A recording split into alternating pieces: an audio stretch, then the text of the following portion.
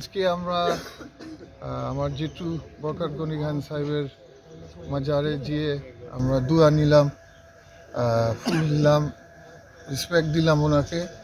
এরপরে আমরা একটু পিরানেপুর যাব দোয়া করার জন্য। তারপরে সুজাপুর, যেখানে বরকত সাহেবের জন্মস্থান, রাজনীতির জন্মস্থান, ওখানে একটু বসবো।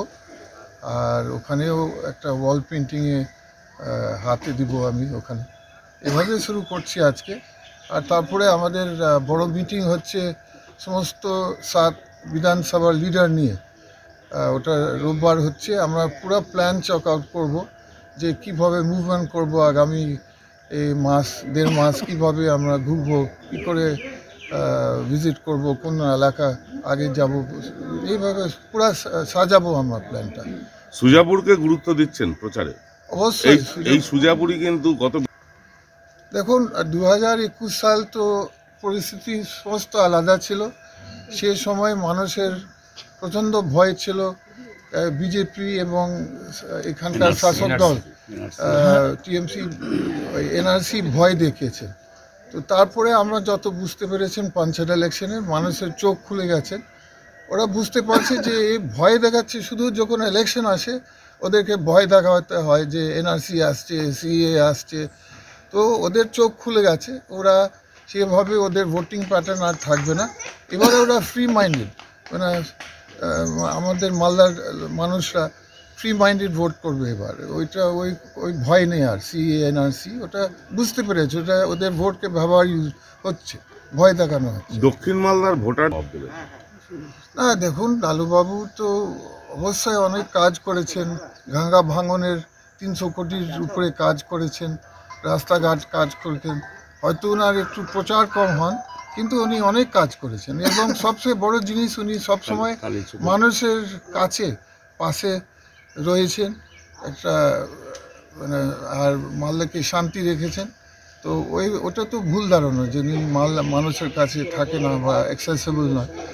আর আগামী দিন অনেক ডিমান্ড আছে, অনেক দাবি আছে মানুষের। গঙ্গা ভাঙনের, রাস্তাঘাট, আমাদের আর্সেনিক মুক্ত জল, বর্ডার সমস্যা তো শেষ নেই। কিন্তু মেন কথা হচ্ছে মানুষের পাশে দাঁড়াতে হবে, আপ্রাণ চেষ্টা করতে হবে এগুলো প্রবলেমগুলো সমাধান করার। এটা আমাদের আগামী দিনের কাজ। নাম ঘোষণার পর না, বার্তা পাইনি এখন, কিন্তু ওইটা তো আমাদের যতটুকু আমরা বুঝতে পারছি পিসিসি লেভেল, আমাদের PCC president, West Bengal president Adhir Ranjan Chowdhury, উনি তো আলোচনা করছে, নেগোসিয়েশন করছে যতটুকু আমরা জানি। হয়তো একটা জোট হতে পারে বামফ্রন্টের সঙ্গে, যতটুকু আমরা শুনছি আর কি। জোট না হলে রেজাল্ট কি হতে পারে? না, দেখুন, আমরা প্রথম থেকে বলছি মালদা ডিস্ট্রিক্ট কংগ্রেস আমরা নিজের পায়ের উপরে লড়াই করার জন্য রাজি আছি প্রথম থেকে। সে জোটের কারোর সঙ্গে হোক আর না হোক, তো ওটার কোনো সমস্যা নেই। হলে ভালো, না হলে আমরা নিজের পায়ে আমরা রেডি আছি লড়াই করে। মূল প্রতিপক্ষ সিপিএম এখানে বা বামফ্রন্ট এখানে যদি সাপোর্ট নাও করে, তাহলেও তাদের দিকে তাকিয়ে থাকছেন না? না, আমাদের নিজের পায়ের উপরে দাঁড়াতে হবে। আমরা কনফিডেন্ট আছি যে আমরা ভালো করব, যে মানুষের ভালোবাসা আমাদের সঙ্গে আছে এবং আমাদের রেজাল্ট ভালো হবে। সে জোট হোক আর না হোক, কিন্তু যে শুনছি যে একটা জোট হতে পারে, এটা হাইকমান্ড থেকে শুনছি। মূল প্রতিদ্বন্দ্বী কে থাকছে আপনার?